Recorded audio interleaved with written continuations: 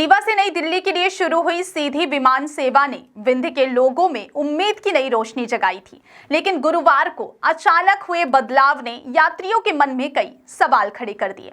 10 नवंबर को जिस ATR 72 विमान के साथ रीवा एयरपोर्ट से पहली ऐतिहासिक उड़ान भरी गई थी, उसी रूट पर इस बार ATR 42 विमान को ऑपरेट किया गया। उड़ान का समय पूरी तरह तय शेड्यूल के मुताबिक रहा। विमान दिल्ली से समय पर उतरा और रीवा से भी समय पर रवाना हुआ, पर मॉडल बदलने से यात्रियों में हलचल पैदा हो गई।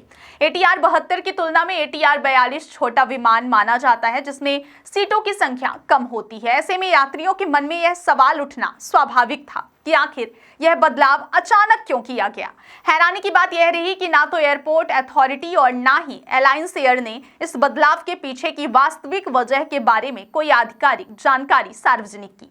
इससे यात्रियों की जिज्ञासा और चिंता दोनों बढ़ गई।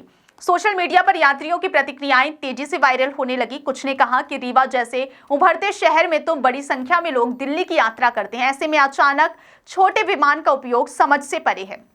वहीं कुछ ने यह भी तुलना की कि जहां फ्लाइट की भारी मांग होती है, वहां एलायंस बड़े विमान भेजती है, लेकिन रीवा दिल्ली रूट पर पहले हफ्ते में ही मॉडल बदल जाना कहीं ना कहीं सेवा की स्थिरता को लेकर प्रश्न चिन्ह खड़ा करता है। हालांकि एयरलाइन की वेबसाइट पर दिए गए विवरण से इतना अवश्य स्पष्ट हुआ है कि एलायंस एयर फिलहाल इस रूट पर मांग और उपलब्ध संसाधनों को देखते हुए विमान का मॉडल बदल रही है। वेबसाइट के अनुसार 15 नवंबर की उड़ान में ATR 72 दर्शाया गया है, जबकि उसके बाद की कुछ उड़ानों में फिर से ATR 42 दिख रहा है। इससे यह संकेत मिलता है कि उड़ानों के शुरुआती दिनों में एयरलाइन यात्री संख्या, ईंधन की उपलब्धता, रनवे की आवश्यकताओं और परिचालन लागत जैसे पहलुओं के आधार पर समायोजन कर रही है। सप्ताह में मंगलवार, गुरुवार और शनिवार को इस रूट पर उड़ान जारी है और यात्रियों की प्रतिक्रिया आगे की योजनाओं में भूमिका निभा सकती है। रीवा एयरपोर्ट से सीधी उड़ान शुरू होने के बाद क्षेत्र में जबरदस्त उत्साह था। वर्षों से लोग इस सुविधा का इंतजार कर रहे थे।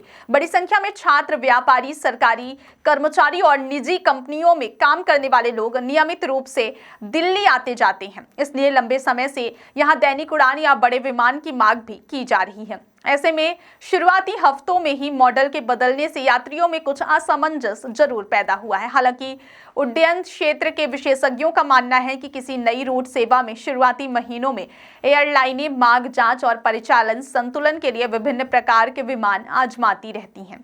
यह सामान्य प्रक्रिया है और इससे सेवा पर कोई नकारात्मक असर नहीं पड़ता, बल्कि एयरलाइन को यह समझने में मदद मिलती है कि किस तरह का विमान इस रूट पर सबसे अधिक उपयुक्त रहेगा। विशेषज्ञों का तर्क है कि यदि आने वाले हफ्तों में यात्रियों की संख्या लगातार बढ़ती है तो संभव है कि एयरलाइन अस्थायी रूप से ATR 72 या भविष्य में उससे भी बड़े विमान का उपयोग करे।